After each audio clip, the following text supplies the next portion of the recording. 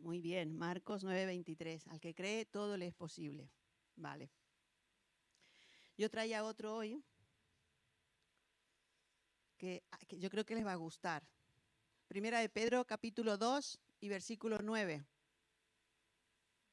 Dice, mas vosotros sois linaje escogido, real sacerdocio, nación santa, pueblo adquirido por Dios, para que anunciéis las virtudes de aquel que os llamó de las tinieblas a su luz admirable. ¡Wow! Ese versículo es potente, ¿eh? ¿A que sí? Dice, ¿a quién está dirigido este versículo? A nosotros, ¿eh? A nosotros. Dice que a nosotros Él nos llamó de las tinieblas. Estábamos en las tinieblas, ¿no? Estábamos en las tinieblas y nos llamó de las tinieblas y nos llevó a su luz admirable. Y entonces, al sacarnos de las tinieblas y llevarnos a su luz admirable, dice que nos ha hecho linaje escogido, real sacerdocio. O sea, habla de reino, somos reyes y sacerdotes, ¿eh? Real sacerdocio. Nación santa, santo quiere decir, no quiere decir que no cometemos pecados. Santo quiere decir apartado para el propósito de Dios. Eso quiere decir santo, ¿no? Pueblo adquirido por Dios. O sea, todo eso ha hecho Dios con nosotros. ¿Para qué? Para que anunciemos las virtudes de aquel. ¿Quién era aquel? Jesús. Aquel que nos sacó de las tinieblas y nos llevó a su luz admirable. Impresionante este texto bíblico. Puede sonar un poco a chino, ¿no? Así, porque está muy condensado ahí. Por eso lo he elegido yo, porque está muy condensada, muchas cosas están condensadas ahí. ¿Quiénes están en las tinieblas? O estábamos en las tinieblas. Yo estaba en las tinieblas. Yo estaba en las tinieblas porque, les cuento yo un poco de mi vida, aunque no me han preguntado ni me han pedido, pero yo les cuento un poco de mi vida. Yo era joven, alguna vez fui joven también, aunque ahora me dicen abueletes, ¿no? Pero yo soy joven, yo fui joven. Y resulta que yo era una buena chica, ¿no? Aquí está mi hermano que testifique, yo no me portaba mal, ¿no? Yo era una buena chica, estudiaba, era buena estudiante. Crecí en una familia que era cristiana, se llamaba cristiana, pero bueno, eran de esos cristianos que iban a la iglesia de vez en cuando, muy de vez en cuando, a las bodas, bautizos y comuniones y poco más, ¿no? Pero yo creía en Dios. Yo pensaba para mí que Dios existía. Lo que pasa es que yo tenía una imagen muy distorsionada de Dios. Yo pensaba que Dios era un ser tan grande, tan grande, tan grande, tan lejano, que cómo se iba a ocupar de mí, que me iba a escuchar a mí, yo que soy, quién soy yo para que Dios me escuche. Entonces esa era mi fe, ¿no? En lo que yo creía de Dios. Pero, y entonces yo estudiaba medicina y entonces tenía un proyecto de vida. Para mí, mi vida era estudiar y terminar la carrera. Y entonces yo, en un momento de mi vida, cuando tenía ya 22 años o por ahí, empecé a pensar qué sentido tenía mi vida. Entonces pensaba, bueno, ya está claro, tengo que estudiar y voy a ser médico. Ya está. Vale, y después, después voy a hacer una especialidad, voy a estudiar pediatría, voy a ser médico de niños. Yo me respondía, ¿no? Vale, pues ya está. Y después, pues igual me casaré, tendré hijos, vale, ¿y qué más? Y eso es todo, la vida es eso. Empecé en lo que la gente llama una crisis existencial, ¿no? ¿De dónde vengo? ¿Qué hago yo aquí? ¿Para qué? ¿Para dónde voy? No, esas preguntas no tenían respuesta. Yo sabía que Dios existía, quizás intuía que Dios me daría la respuesta. Entonces iba a mi iglesia a buscar. Iba a mi iglesia católica, a la misa, y yo me sentía bien. Cuando estaba allí me sentía bien, escuchaba la palabra, escuchaba el sermón. A veces no entendía mucho del sermón, pero yo salía bien, quizás con mi conciencia tranquila y mejor, pero si eso era domingo, el lunes ya no me duraba eso, ya se había acabado. Y entraba otra vez la crisis existencial. Hasta que conocí a un grupo de gente, a través de un compañero de estudios, un grupo de gente que me impactó, ¿no? Era una iglesia evangélica y yo fui a una fiesta que hacían por un final de curso y casualmente, porque estaba estudiando con mi compañero, que él era miembro de la iglesia, que por otro lado ya él me había impactado mucho antes, porque cuando empezábamos a estudiar me leía un fragmento de la Biblia. Él me decía, yo tengo esta costumbre, si te parece bien lo hacemos. Yo leo un poquito la Biblia y después hacemos una oración y empezamos. Y yo ya, vale, para mí eso era chino básico, vale, yo, muy bien, vale. Y él leía, tampoco entendía mucho lo que leía, me explicaba él alguna cosita, él hacía una oración y así empezábamos a estudiar. Entonces era costumbre todos los días, así estábamos estudiando y hacíamos eso. Y el domingo había una fiesta especial, me invitó a la iglesia y yo fui y, y allí me encantó el ambiente, me gustó la gente. Entonces, y recuerdo a un hombre que falleció no hace mucho, que, que se acercó a mí y me preguntó, se interesó por mí, qué hacía, que cómo era mi familia, que dónde vivía, qué tal.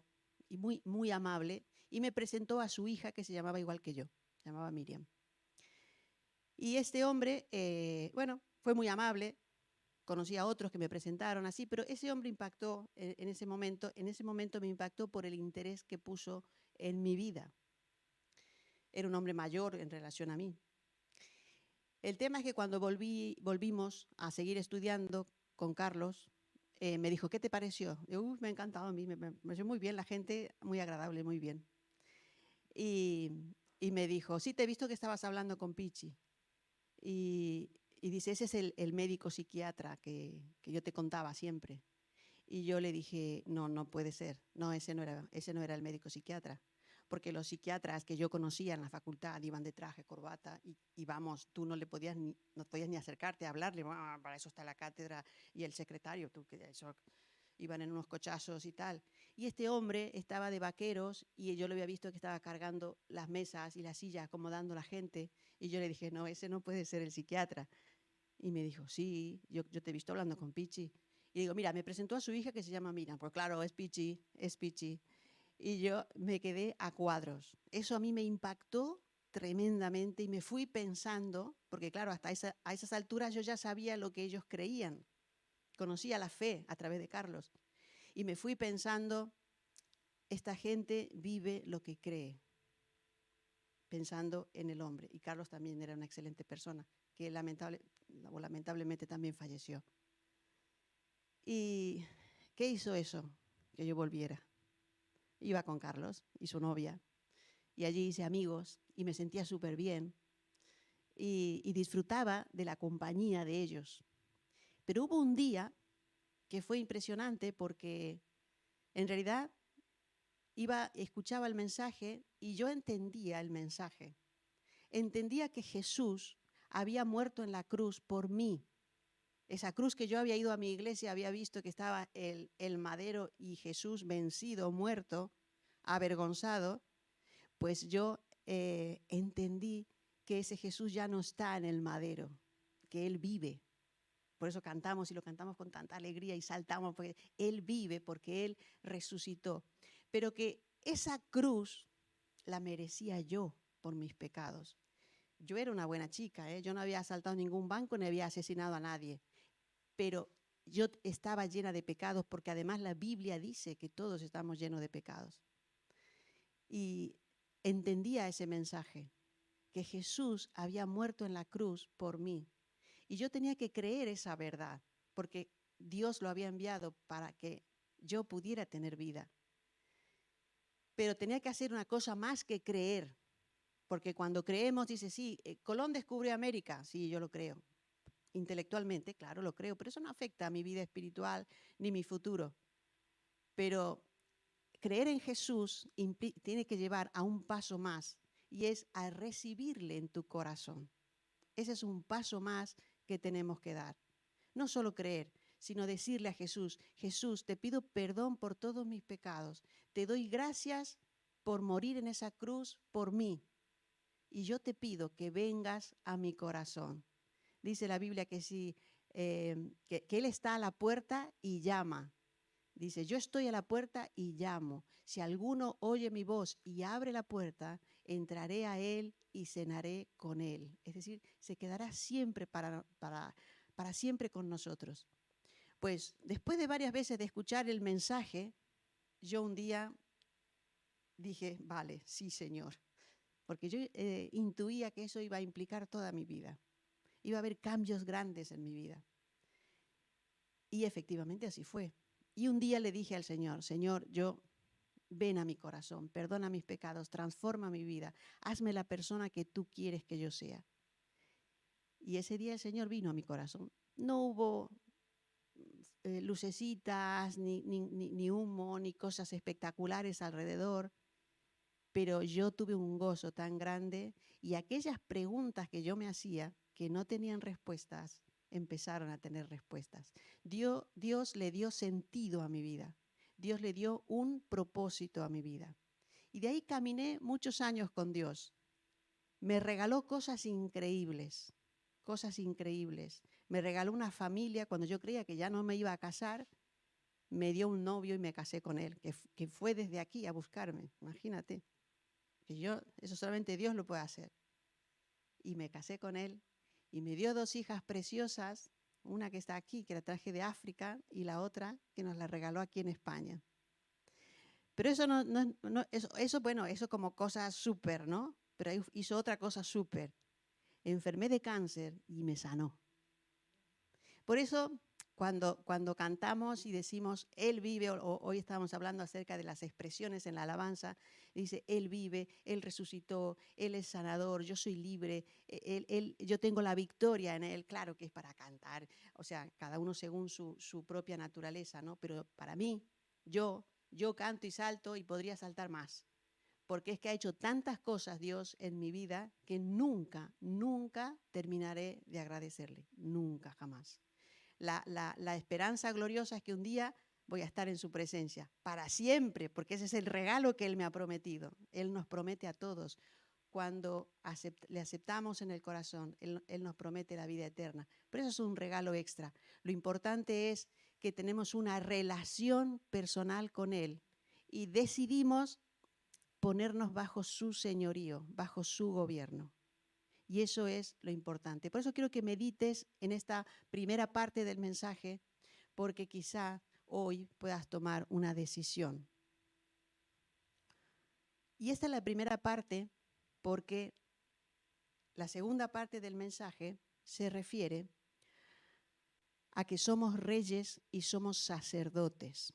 Somos sacerdotes. Ahí habéis visto, ese es uno de los textos donde la Biblia dice que todos los creyentes somos sacerdotes. Todos los que hemos recibido a Jesús somos sacerdotes.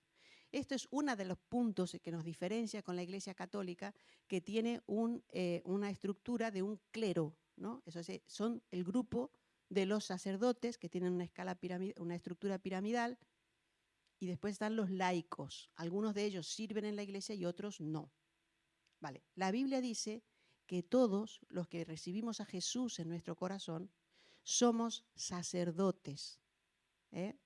No vamos a llevar, no nos obligan, como es el voto de castidad, ni vamos a llevar la sotana, ni cosas de esas. No. Pero dice la Biblia que somos sacerdotes porque estamos representando a Dios. Y esto es lo que yo quiero que meditemos en esta mañana, porque no es una cosa sencilla, o sea, no es cualquier cosa, no es cualquier cosa. Y yo quería ir al Levítico, al libro de Levítico, en el capítulo 8, vamos a leer unos cuantos versículos, quizás se hace un poco largo, pero después lo vamos a explicar, porque es un poco complicado. Es el Antiguo Testamento y es cuando el Señor le dice a Moisés cómo debía hacerse la consagración de los sacerdotes en el Antiguo Testamento, en el pueblo de Israel.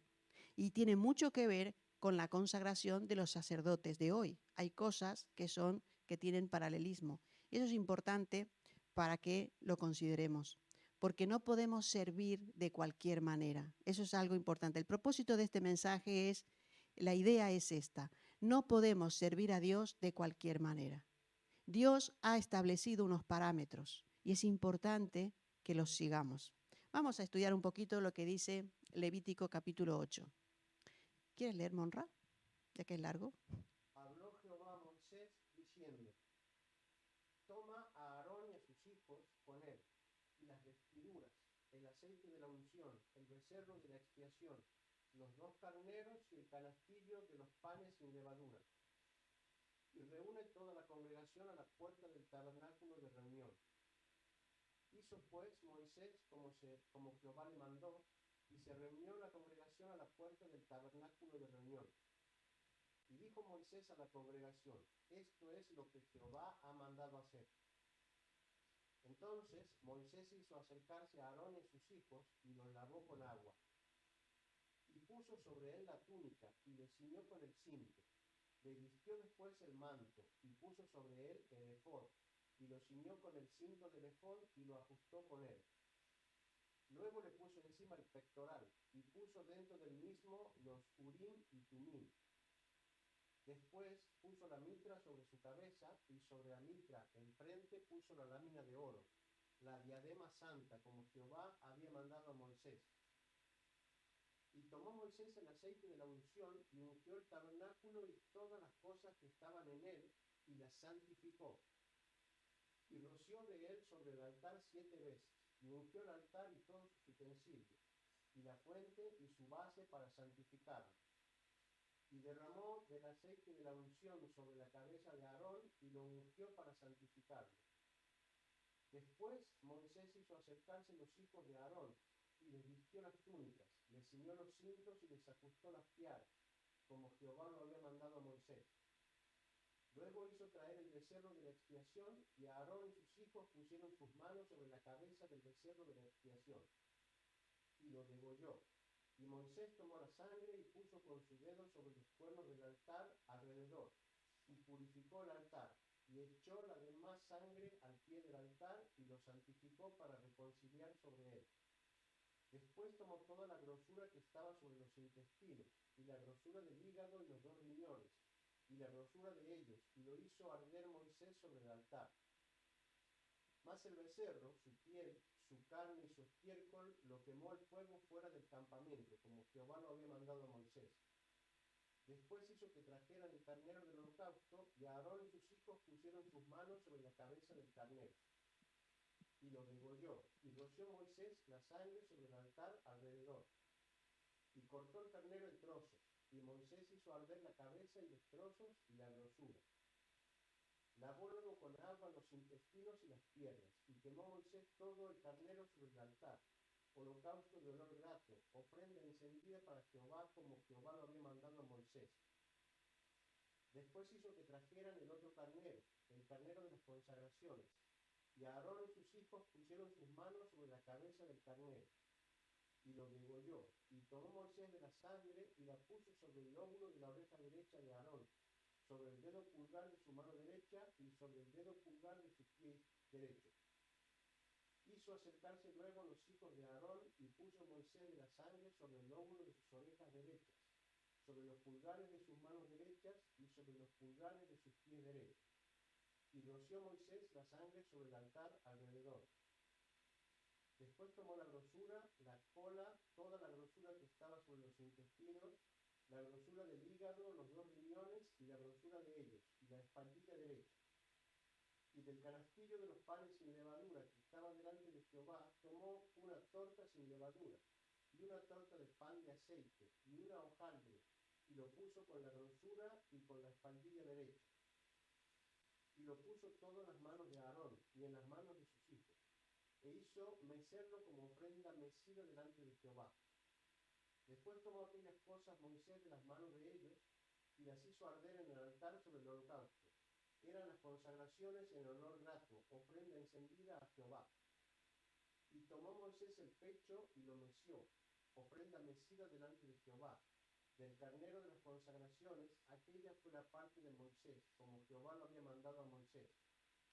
Luego tomó Moisés del aceite de la unción y de la sangre que estaba sobre el altar, y roció sobre Aarón y sobre sus vestiduras, sobre sus hijos y sobre las vestiduras de sus hijos con él.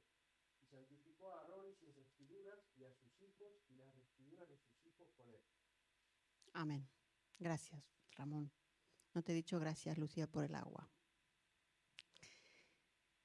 Muy bien. Aquí tenemos como le dice a Moisés, él le da como si fuera una lista de la compra, ¿no? Tienes que llevar todas estas cosas. Tienes que llevar a Aarón y a sus hijos, las ropas sacerdotales, el aceite para consagrar, y lleva 3 animalitos, un becerro y 2 carneros. Dice el becerro que se sacrifica por el pecado, 2 carneros, y además un canastillo, el de los panes sin levadura. Todas estas cosas tenía que recoger Aarón y llevarlas, y dice que tenía que convocar a toda la congregación delante de la puerta del tabernáculo, que era el templo que ellos tenían en ese momento, que era una tienda donde ellos se reunían. Muy bien, esto es decir que el pueblo tenía que ver todo ese acto de consagración, y que él había tomado para que sean sacerdotes a personas normales y corrientes. No había ningún Superman entre ellos. Aarón no era un Superman. Aarón era el sumo sacerdote. No era ninguna persona extraordinaria que tenga superpoderes. Era una persona normal y corriente. ¿Y qué es lo que hizo Moisés? Lo primero que hizo fue llevarlos a la pila. Si se acuerdan, cuando estudiábamos el tabernáculo había una pila de agua. Los llevó a la pila de agua y los lavó. Lo primero que había que hacer. Si iban a servir al Señor, tenían que estar limpios. El primer requisito para servir al Señor como sacerdotes de Dios es estar limpios. Y dice que los lavó. ¿Qué quiere decir hoy en día? ¿Nos vamos a lavar? Pues sí que nos lavamos. Pero esa no es la limpieza de la que hoy en día significa, es espiritual. La limpieza la obtenemos a través de la lectura de la palabra. En la lectura de la palabra Dios nos confronta con nuestro pecado, porque si trabajamos y se nos pega algo del trabajo y leemos en la palabra que dice no robarás, ahí ya te confronta, ¿no? Con tu pecado. Y así con cada cosa que no está bien en nuestra vida, cuando nos ponemos delante de la palabra de Dios, nos revela que esto no está bien. ¿Y qué es lo que tenemos que hacer? Confesar nuestros pecados. Eso es estar limpios. Ese es el paralelo con el lavamiento que hizo Moisés a los sacerdotes, que eran Aarón y sus hijos. Dice que después vistió a Aarón primero. Y había en las ropas de los sacerdotes, o lo que significaba la vestidura de los sacerdotes, eran 8 elementos en total. 4 eran comunes para todos los sacerdotes, para Aarón y para los hijos, y 4 eran solamente para el sumo sacerdote.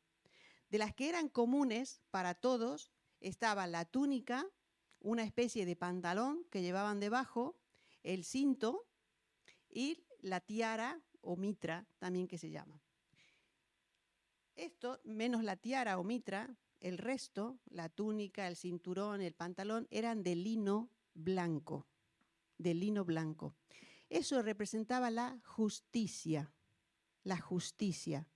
Es decir, que nosotros, para poder servir como sacerdotes, estamos cubiertos con la justicia, tenemos que vestirnos con la justicia de Cristo, que es lo que hemos hecho cuando le hemos pedido a Jesús que venga a nuestro corazón. Dice el apóstol Pablo, justificados pues por la fe.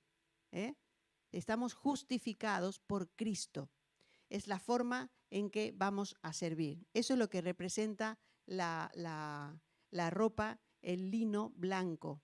En el libro de Apocalipsis, y a veces cantamos una canción que dice, que habla de las bodas del Cordero, y dice, y a su esposa, es decir, a la iglesia, ¿se acuerdan? Aquí les gusta mucho esa canción y ahí hacen muchas palmas. Y a su esposa se le ha concedido que se vista de lino fino, lino blanco y resplandeciente para recibir al rey.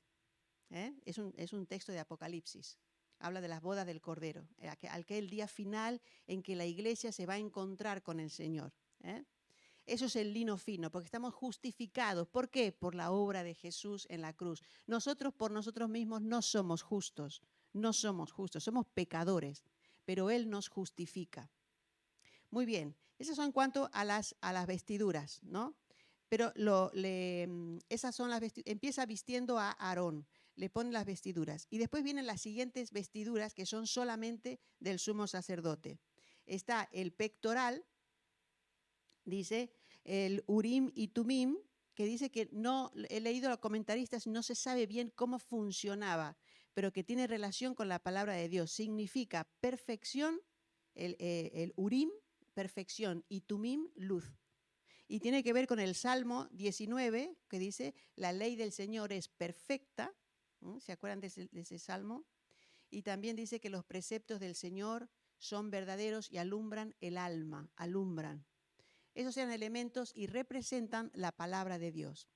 Después estaba la tiara o mitra con una lámina de oro que decía santidad al Señor. Esto era totalmente apartado, esto era el sumo sacerdote. Ese era el único que podía entrar una vez al año al lugar santísimo, a la presencia misma de Dios. El sumo sacerdote llevaba, quiero hacer otra referencia, y es que el sumo sacerdote representa a Cristo el día de hoy. El sumo sacerdote llevaba en sus hombros 12 piedritas que representaban a las tribus de Israel. Y también en el pectoral llevaba una inscripción con los nombres de las 12 tribus de Israel. ¿Cuál es el significado? Que llevaba en los hombros la carga de las 12, del pueblo, y en el corazón la carga del pueblo, la fuerza y el amor. Eso representaba que el sumo sacerdote, y es lo que lleva hoy Jesús también. Nos lleva a nosotros en sus hombros y nos lleva en su corazón. Así es la representación del sumo sacerdote. Y entonces dice que tenía que llevar también el aceite de la unción. Y entonces santificó el santuario y todo lo que tenía con el aceite de la unción. Tomó Moisés el aceite de la unción y ungió el tabernáculo y todas las cosas que estaban en él y las santificó. Todo estaba ungido. Por eso digo que no es cualquier cosa. Dios había establecido cosas muy especiales. Y después tiene que ungir 7 veces sobre el altar. 7 veces sobre el altar. Muy bien. Luego viene la consagración del sumo sacerdote. Aarón fue ungido. A Aarón le echaron el aceite encima. ¿Se acuerdan del Salmo 133 que dice, cuán bueno y cuán maravilloso es que los hermanos vivan en armonía? Dice, es como el aceite de la unción que desciende de la cabeza de Aarón y desciende por sus barbas y por los bordes de sus vestiduras. Así dice el Salmo. Dice que así es la comunión de los hermanos, ¿no? Esa es la unción del sacerdote, del sumo sacerdote. Él recibe la unción directa, fue ungido. Este es el primer paso que hace Moisés, ¿vale? Después va y viste a los sacerdotes, al resto, o sea, a los hijos de Aarón. Luego son vestidos los hijos de Aarón con las 4 prendas que habíamos dicho que diferenciaba del sumo sacerdote. Y allí están, y háganse esa imagen mental, está el tabernáculo, está el sumo sacerdote, que tiene una vestimenta especial, y están los otros sacerdotes. Esa es la imagen de Cristo como nuestro sumo sacerdote y nosotros los sacerdotes. Esa es la imagen antes de comenzar todo el proceso de los sacrificios. Ahora vienen los sacrificios. De los sacrificios, ¿qué animalitos había? ¿Cuántos animalitos eran? 3, muy bien. Había un becerro y 2 carneros. El becerro, eso es del versículo 14 al 17, dice, el becerro era de la expiación. Entonces, ¿qué hace con el becerro? Ponen las manos, Aarón y los demás sacerdotes ponen la mano sobre la cabeza del becerro y degüellan el becerro. Moisés lo degüella. Y entonces ese becerro constituía la ofrenda por el pecado. Después hace una descripción de qué hacen con la grosura, qué hacen con el cuerpo del becerro, que dice que lo llevan fuera del campamento. Recordemos que Jesús murió fuera del campamento. ¿Por qué están tocando en este primer becerro? Este es la ofrenda por el pecado. Ellos cogen al animal y le transfieren sus pecados al animal. Así estaba establecido, que el perdón de pecados venía a través de la muerte de un sacrificio, a través de un sacrificio. Transfieren sus pecados a ese animal y ese animal es el que muere. Ahora, ellos, ¿por qué lo hacen? Porque eran conscientes de su pecado. Ya habían sido escogidos, ya había sido anunciado por Dios que iban a ser sacerdotes, que iban a ser los que iban a servir en el templo, que iban a ministrar a todo el pueblo. Pero ellos eran conscientes de que tenían pecado. Era necesario este acto para que sus pecados fueran cubiertos, porque no podían servir de cualquier manera. Tenían que ser perdonados sus pecados.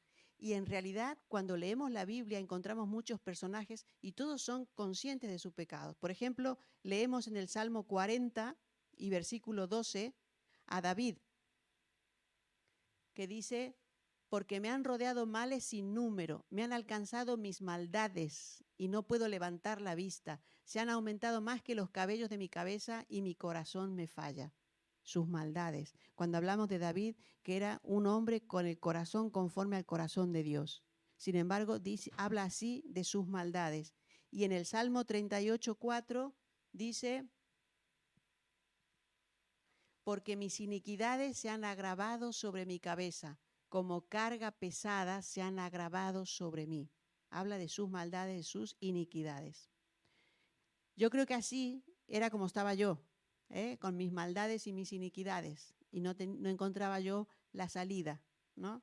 Y aún hoy muchas personas están en la misma situación, a veces por situaciones de estar mal, viviendo mal, y a veces, aunque estemos viviendo bien, estamos lejos de Dios o simplemente nuestro pecado, y es una carga que necesitamos descargar. Y por eso Jesús nos dice: venid a mí todos los que estáis trabajados y cargados, y yo os haré descansar.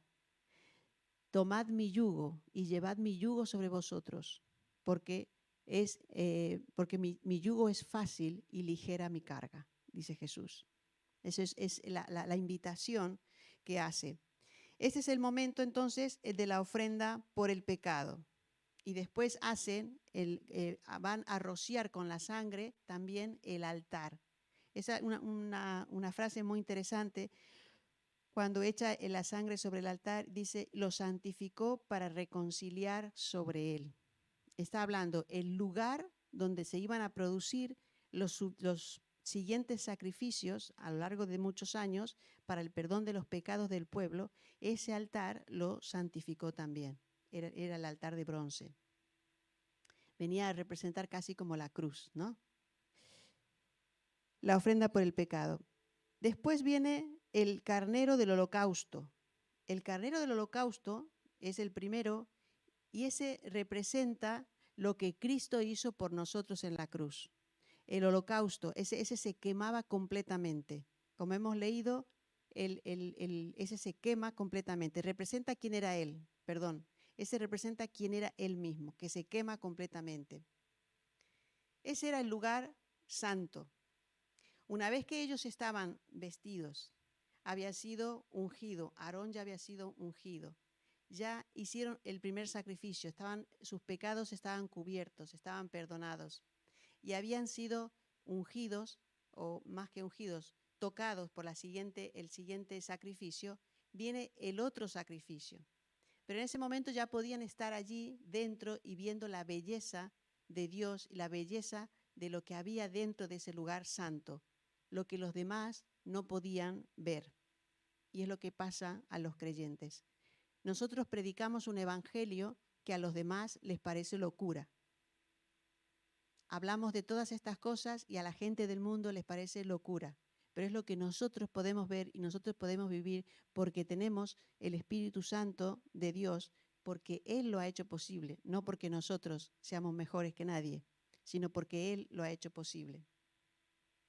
Y aquí viene el más importante de todos. Esto hemos hecho una vista rápida, y aquí viene el más importante de todos, que es el otro carnero, que es el de la consagración.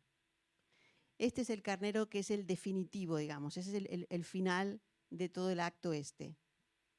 Que es, lo matan igual, lo cogen de la cabeza, lo matan al carnerito, y la sangre, toma Moisés de la sangre y pone en el lóbulo de la oreja derecha de Aarón, en el dedo pulgar de la mano derecha y en el dedo pulgar del pie derecho. Y lo mismo con los hijos, con el resto de los sacerdotes. Esto parece un capricho, ¿no? Cuando yo lo leía hace años, yo decía, uy, madre mía, qué cosa, ¿no? Qué capricho de Dios ahí con el lóbulo de la oreja y tal, y cosas. Pero es que tiene su significado. Este carnero que habían matado y en el que ellos habían puesto las manos sobre él, representaba la entrega completa a Dios. La entrega total a Dios. No quiere decir que vamos a regalar todo lo que tenemos, o no quiere decir eso. Siempre digo que lo que Dios quiere es tu corazón. Dios no quiere tus bienes, Dios tiene bastante. A Dios le sobra, Él es dueño de todo lo que existe. Él quiere tu corazón y quiere tu adoración. El acto completo indica una entrega completa a Dios de todo lo que somos, de todo lo que tenemos, de todos nuestros sueños, de nuestro futuro, de lo que tenemos emocionalmente, materialmente, de todos los aspectos de nuestra vida. Ese significa el acto este del carnero de la consagración. ¿Y por qué la sangre en la oreja derecha? Representa, con esa entrega que vamos a hacer o que estamos haciendo, ¿qué vamos a oír? ¿Cuál es la voz que vamos a oír? Vamos a oír la voz de Dios, ese es el propósito. Por eso se marca con la sangre el lóbulo de la oreja derecha, para que de ahora en adelante los que se consagran escuchen solamente la voz de Dios. Porque saben, hay muchas voces. La voz de nuestra conciencia, la voz de nuestros sueños, la voz de nuestro propio egoísmo, de nuestro materialismo, de personas que están cerca, que no están siguiendo la voluntad de Dios, pero que también te dicen, haz esto, haz esto, haz esto. Eso significa, parte de la consagración, es escuchar solamente la voz de Dios. Estar dirigido solamente por la voz de Dios. El otro acto que hace es que marca el dedo pulgar de la mano derecha. ¿Qué vamos a hacer? ¿Qué van a tocar nuestras manos? Nuestras manos ahora tienen que estar santificadas. Todo lo que vamos a hacer tiene que estar dentro de la voluntad de Dios y dentro del propósito de Dios. Y vamos a usar las manos para bendecir. Vamos a usar las manos para hacer bien a todo el que se acerque. Ese es el propósito de la sangre en el dedo pulgar de la mano derecha. Y va la sangre en el dedo pulgar o primer dedo del pie. ¿A dónde vamos? ¿A dónde nos llevan nuestros pies? ¿A dónde nos dirigimos? ¿Dónde entramos? ¿Entramos a los lugares que Dios quiere que estemos? ¿Vamos hacia las personas que Dios quiere que vayamos? ¿Cuál es nuestro comportamiento? Si se dan cuenta, es el oído, la mano, los pies, significa todo nuestro ser, todas nuestras acciones, hacia dónde van. Todo lo que vamos a oír, lo que vamos a hacer, a dónde vamos a ir, glorifica a Dios. Dios sonreirá cuando hagamos todas esas cosas. Ese es el propósito de este acto del carnero de la consagración. Por eso es que empezaba diciendo, no se puede servir de cualquier manera. En el transcurso de los años, aquí estaba muy, muy estrictamente puesto que era Aarón, eran los hijos de Aarón y los hijos de los hijos. Pero claro, las cosas han cambiado. Ha venido Jesús, ha resucitado, ha establecido la iglesia Y en la iglesia servimos todos, porque todos somos sacerdotes, porque la Biblia lo establece así, todos somos sacerdotes, pero no se puede servir de cualquier manera. Tenemos que estar lavados. Dice el Señor Jesús, le dice a sus discípulos que tenían que lavarse los pies porque estaban limpios todos, salvo Judas. Pero tenían que lavarse los pies. ¿Por qué? Porque se contaminaban, porque con el mundo, mientras caminamos en el mundo, nos contaminamos. Y por eso tenía que haber una ofrenda por el pecado, porque cometemos pecados, porque hacemos cosas en las que imitamos al mundo y simplemente cosas que nos gusta hacer, que no están en la voluntad de Dios. Y esas cosas las tenemos que confesar, las tenemos que desechar. Y tenemos que centrarnos en que nuestros oídos escuchen solamente lo que Dios quiere. No quiere decir que nos vamos a hacer monjes y nos vamos a encerrar y solamente vamos a cantar y alabar a Dios. No, vamos a vivir nuestras vidas, pero es que Dios ha diseñado un propósito para nuestras vidas. Desde pequeños nos ha dado un propósito, algunos con una profesión, con otro, con una familia. Ha dado diferentes propósitos. No nos vamos a hacer monjes, pero sí somos sacerdotes porque estamos representando a Dios allá donde vamos. Mi pregunta es, ¿está bien representado Dios contigo? Mejor, voy a cambiar la pregunta. Cada uno que se haga a sí mismo. ¿Está Dios bien representado conmigo? ¿Cómo me ven las personas de allí alrededor de donde yo me muevo? ¿Cómo me ven mis compañeros de estudio, mis compañeros de trabajo? ¿Qué piensan de mí? ¿Se alejan de mí? ¿O ven en mí una vida que les gustaría vivir? ¿Ven en mí alegría, gozo que tendría que ellos dicen, qué agradable esta persona, me gustaría ser como ella o como él? ¿Cómo vivimos la vida? ¿Realmente somos como estos sacerdotes que han sido apartados? La sangre nos habla del perdón de los pecados y el aceite nos habla de la unción. Son dos cosas que van de la mano. Yo he comenzado hablando acerca de cómo fue mi vida antes de tener a Jesús en mi corazón. Y mi vida cambió. Mi vida fue diferente. Mi vida, yo qué sé, a veces hacemos ese ejercicio con Juan, decimos lo que hubiera sido de nosotros si no hubiéramos conocido al Señor. ¿Dónde estaríamos? Divorciados, a saber. Quizás con una carrera profesional brillante por ahí, pero con una vida sin sentido como estaba, sin sentido. Pero el Señor ha dado todo el sentido a mi vida. Por eso yo quiero invitarte en esta mañana. Si nunca has pedido al Señor que venga a tu corazón, que tomes esa decisión hoy. Hoy es el momento de pedirle a Jesús que perdone tus pecados y que venga a tu corazón. Yo voy a hacer una oración muy sencilla y el que quiera hacerlo, lo puede hacer. Allí en su corazón, en su silencio o en voz baja, lo puede hacer. ¿Vale? Voy a orar. Vamos a cerrar todos nuestros ojos y vamos a dirigirnos al Señor Jesús. Señor Jesús, gracias porque estás aquí. Te doy gracias por morir en esa cruz en lugar mío. Sé que yo merecía estar en ese lugar por mis pecados. Te doy gracias por perdonar mis pecados, Señor. Te doy gracias porque yo no hubiera podido vivir con toda mi carga de pecados. Señor, ahora yo quiero pedirte que vengas a mi corazón.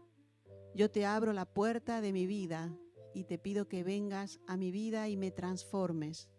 Quiero que me hagas la persona que tú quieres que yo sea.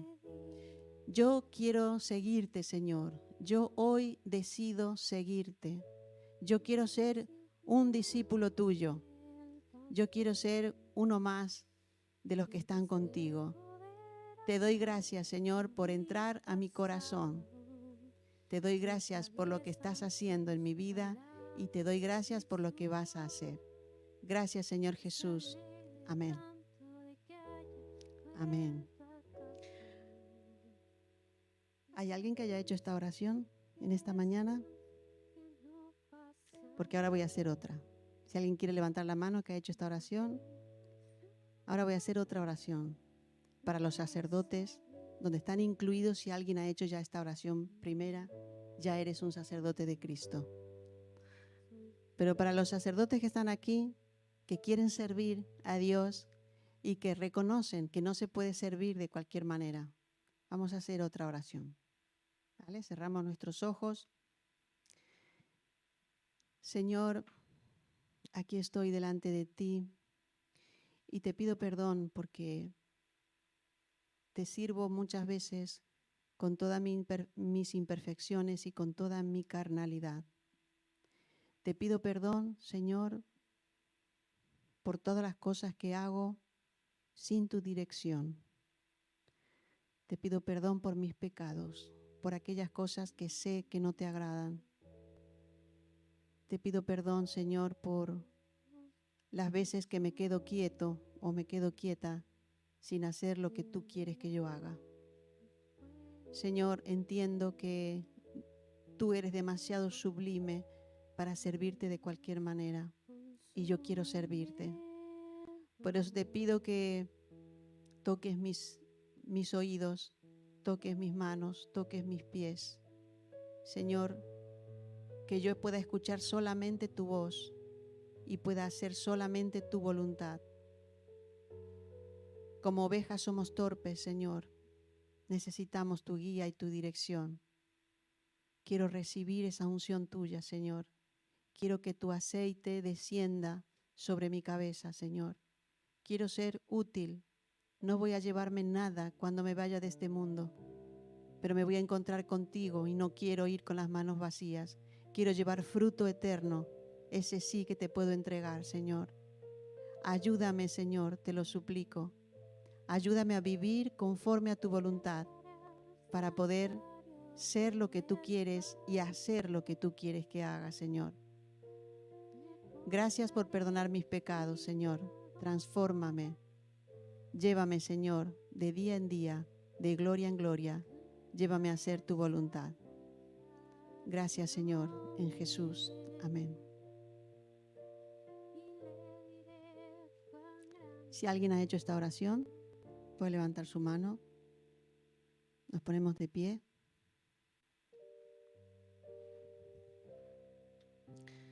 Aquí estamos, Señor, como pueblo tuyo, como pueblo ungido por ti, Señor. Estamos tan agradecidos, Señor, porque en esa cruz has entregado todo por cada uno de nosotros. Señor, por ese sacrificio has entregado hasta el último aliento de vida allí, Señor, por amor a nosotros. Tú no merecías morir, lo merecíamos nosotros, Señor. Has tomado nuestro lugar. Y aquí estamos, Señor, como sacerdotes, como reyes y sacerdotes, como nación santa, como linaje escogido, para anunciar las virtudes tuyas, Señor, tuyas, que nos has sacado de las tinieblas y nos has llevado a tu luz. Ayúdanos, Señor, a vivir conforme a tu voluntad, Señor. Aquí estamos para adorarte y para bendecirte. En el nombre de Jesús. Amén y amén. En el texto bíblico, luego del sacrificio, entregaron la ofrenda. Bien, ¿se acuerdan que faltaba el canastillo con los panes sin levaduras? Y ahí describe el texto cómo lo pusieron sobre la mano de los sacerdotes y fue la ofrenda mecida. Se movía, esa era la ofrenda mecida al Señor y luego la entregaron y se quemó la ofrenda que subía como un olor grato delante de Dios. Por eso yo quiero que ahora entreguemos nuestra ofrenda, que es un símbolo. La ofrenda y el diezmo es una pequeña parte de lo mucho que Dios nos da, porque damos una ofrenda en dinero, pero el Señor nos da muchas cosas que no se pueden medir. Nos da la salud, nos da la vida, nos da la familia, nos da amores, nos da trabajo, nos da tantas cosas que no podemos medir, satisfacciones personales, no podemos medir. Y yo quiero que ahora en esta ofrenda, aparte de tu diezmo, de tu ofrenda, lo que tú hayas propuesto en tu corazón, entregarle al Señor esta mañana, yo quiero que le entregues tu corazón a Él. Que en este momento la entrega sea especial, este día de ofrenda es especial, porque va tu corazón para servirle, para honrarle. Así que voy a pedir a los músicos que pasen aquí delante y vamos a cantar una canción que dice: a ti el alfa y la omega, el principio y el fin. Me entrego o me rindo. Vamos a cantar esta canción. A ti el alfa y la omega, el principio y el fin, y el gran yo soy, me rindo a ti, el todopoderoso, el que es y que será, y el gran yo soy, me entrego. Yo quiero mi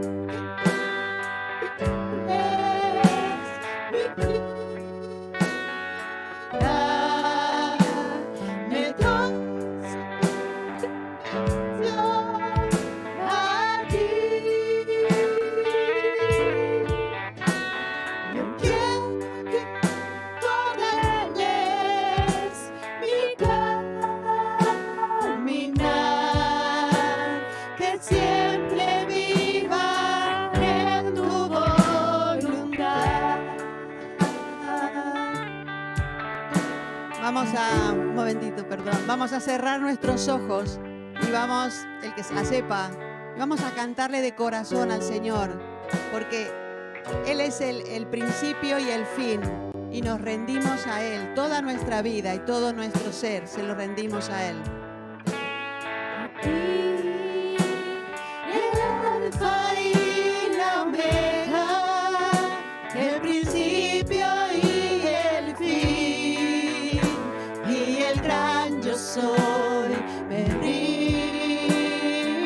a ti, el todopoderoso, el que es y que será, y el gran yo soy, me entrego. Yo quiero mi vida,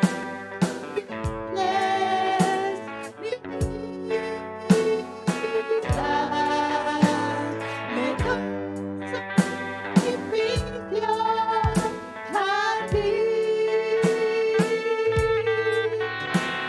Yo quiero que ordenes mi caminar, que siempre viva en tu voluntad, que siempre viva en tu voluntad. Sí, Señor, queremos vivir siempre en tu voluntad. Aquí estamos, Señor, entregando nuestra vida a ti. Señor, entregando nuestras ofrendas y nuestros diezmos, Señor. Queremos que tú las tomes, Señor, que tú las recibas, así como recibías la ofrenda mecida de los sacerdotes, Señor, de Aarón y de sus hijos. Que tú recibas, Señor, como un olor grato en tu presencia esta ofrenda, porque no es solo dinero, Señor. Con esta ofrenda entregamos también nuestro corazón. Queremos que tú gobiernes nuestra vida, Señor, que seas tú el Señor de nuestra vida y que nosotros seamos obedientes a tu palabra. Gracias, Señor, por todo lo que has hecho y gracias por lo que harás. Te bendecimos, Señor Jesús. Gracias por estar hoy aquí con nosotros, Señor. Gracias por tu presencia. Te bendecimos. Amén y amén. Que el Señor os bendiga.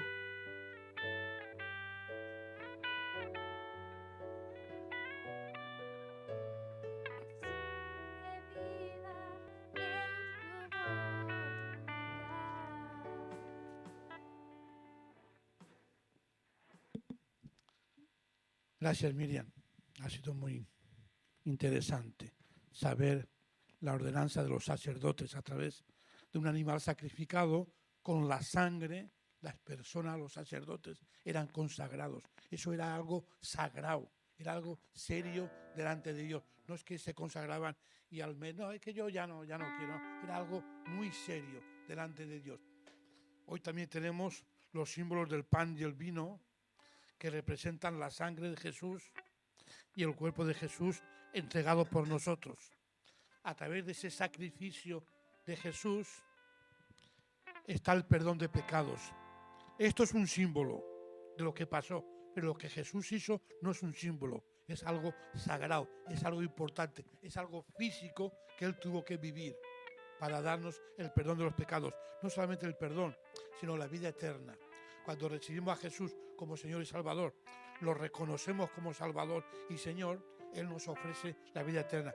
Pero eso también demanda, a lo largo de la vida del cristiano, demanda un compromiso, una consagración. No es que no, ahora recibo a Jesús y mañana vivo como yo quiero. No funciona así la vida cristiana. La vida cristiana es algo muy serio, donde estamos siendo sacerdotes. Cristiano dice que significa pequeños Cristos.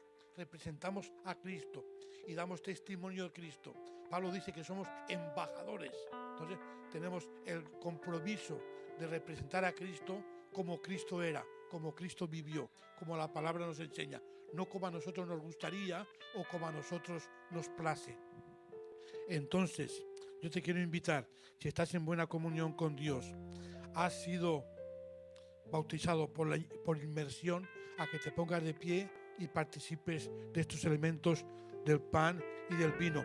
Un acto que tenemos como recordatorio el primer domingo de cada mes, no es que lo tenemos todos los domingos, entonces es algo muy especial el poder participar de estos símbolos.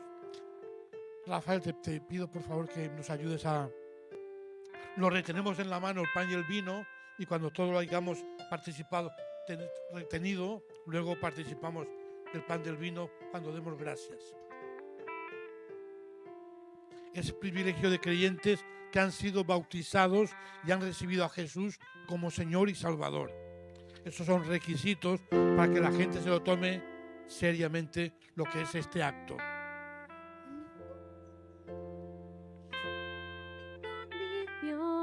No era nadie, me hizo uno de su pueblo. Me sacerdocio escogido por él es mi Padre y yo su hijo.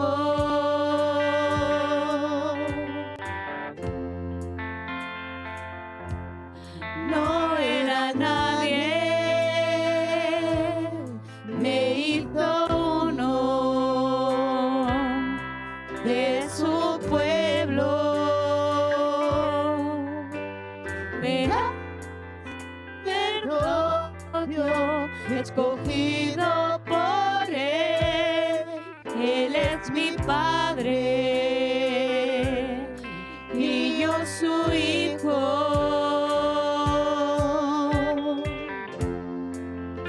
Admirable consejero,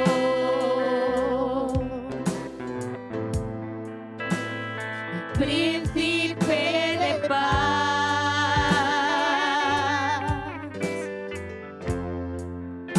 es aquel que se hizo carne,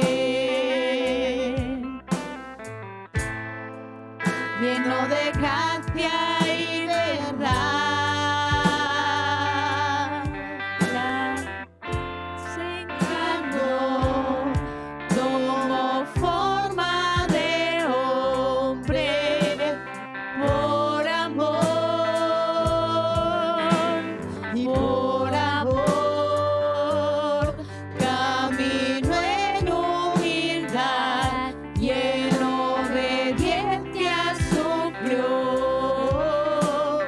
Oh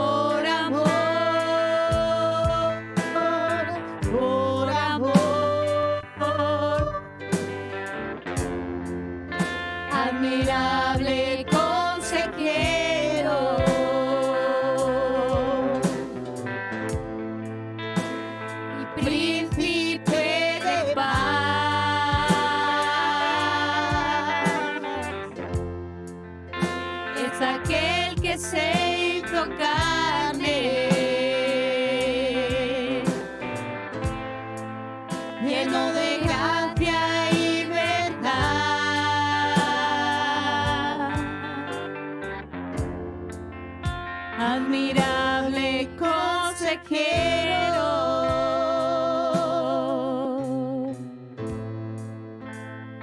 Príncipe de paz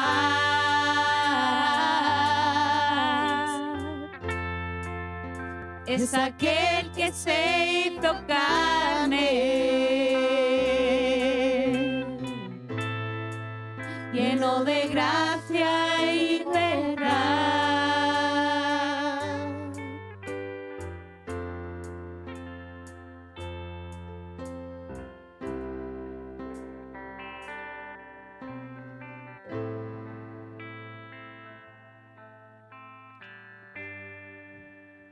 El apóstol Pablo, uno de los dos apóstoles, es el que más cartas tiene escritas en el Nuevo Testamento.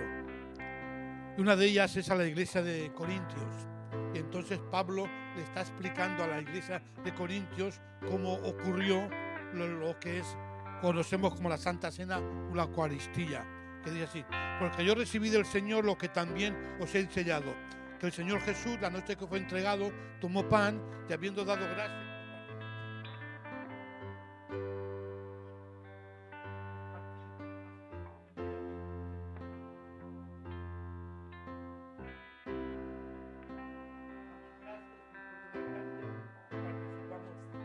quiero dar gracias, por favor, por el pan.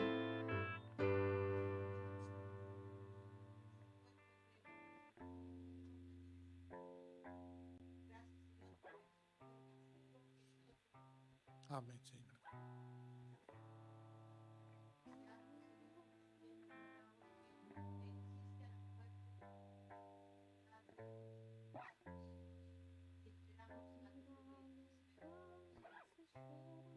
Participamos del pan.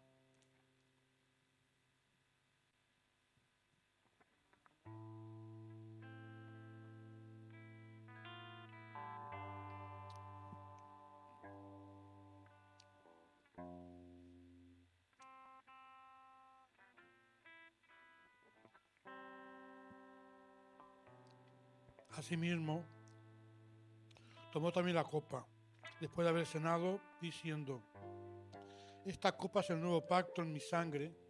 Haced esto todas las veces que la bebáis en memoria de mí. Así pues, todas las veces que comáis este pan y bebiereis esta copa, la muerte del Señor anunciáis hasta que Él venga. De manera que cualquiera que comiere este pan o bebiera esta copa del Señor indignamente será culpado del cuerpo y de la sangre del Señor. Por tanto, pruébese cada uno a sí mismo y coma así del pan y bebe de la copa. Porque el que come y bebe indignamente sin discernir el cuerpo del Señor, juicio come y bebe para sí. Por lo cual hay muchos enfermos y debilitados entre vosotros y muchos duermen. El hecho de tomarla sin ser consciente que esto sí es realmente símbolos que representan el cuerpo y la sangre del Señor Jesús. Si tú lo tomas con ese sentido, gloria a Dios. Damos gracias por el vino y luego participamos del vino. Señor, te damos gracias porque a través de estos símbolos, con nuestros ojos espirituales, te podemos ver en el Calvario, siendo sacrificado por nosotros voluntariamente. Te damos gracias porque diste tu vida para perdón de nuestros pecados. Gracias porque no podíamos vivir con esos pecados cargados sobre nosotros. Gracias que en la cruz tú cargaste, Señor, nuestros pecados y nos liberaste de esa carga. Gracias, Señor, por el regalo de la vida eterna y gracias porque un día viniste a nuestras vidas, a nuestro corazón, y nuestra vida a partir de ese momento tiene sentido y tiene propósito y tiene esperanza, Señor. La esperanza de la resurrección en una nueva vida. Te esperamos, Señor. Ven pronto, Señor, porque confiamos en tu palabra, porque tu palabra es verdad.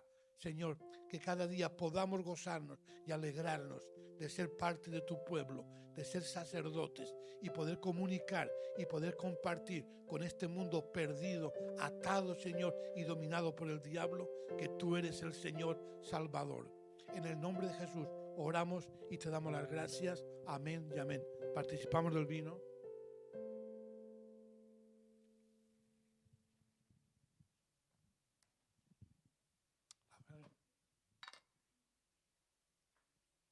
Los vasitos los recogemos, nadie se los lleva a casa, que están justitos.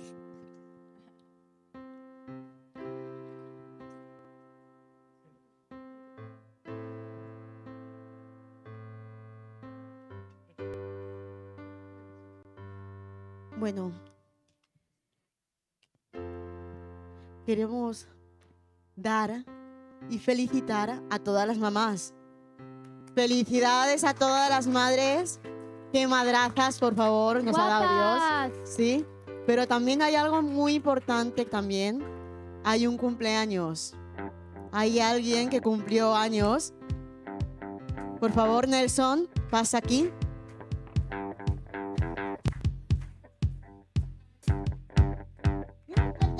Años, ¿eh? Bien.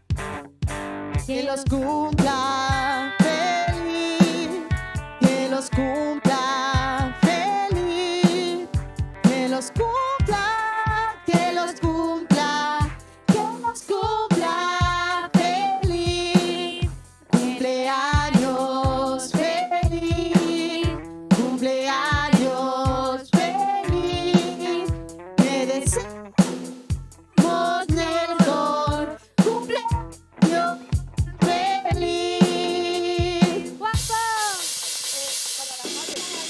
Hay una tarta para las madres. ¡Wow! Eso es para comer.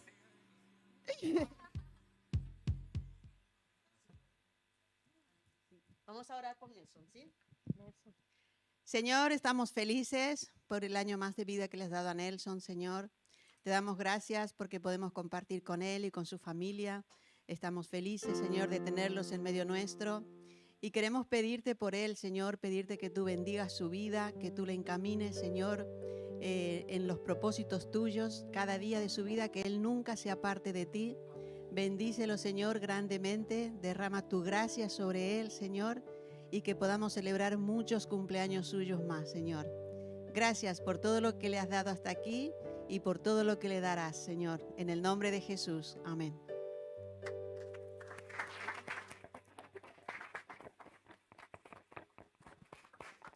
Y eso no termina aquí, así que vamos a seguir con la fiesta. Vamos a terminar con una última canción, que es A Danzar. Así que, por favor, yo quiero ver ahí ritmo, el ritmo latino, que se note.